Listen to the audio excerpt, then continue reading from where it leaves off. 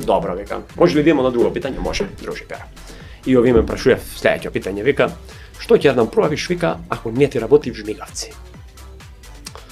Викам, овија имав ли овдека исправа на автобус или спремавме за каскадера мене овдека изгледа, јас си помисли. Викам, па што ако не ми работи в жмигавци, викам, кој ќе сакам да врту лево, викам, ќе дигну лево руку и ќе заврту лево. Добро, вика, ако сакаш да вртиш десно, и мајко ме, тоа некаде размисли, викам, што ќе направам. Малку проблем. Па не, викам, отворен прозор ќе оставу и оно таму су автобуска станица, кога застануваш, што ќе ми? Дај, и само ќе кажу автобуска ќе се раздеру. И тоа е. Вика, браво, второ питање си го одговори, вика. Јас се осети како за пилота да полагам, за авион, мајко му.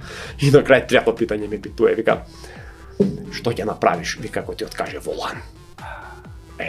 Овде не сам стигна, јас си помисли, викам, што ќе направи, викам, како да ми ни смагло, ни сан иде некој филм, како да сам ga тој гледал негде, како да ми искочило, викам, па ќе го укачу, викам, на жардинјеру горе, и тако ќе ga зарешу, ќе го оставам.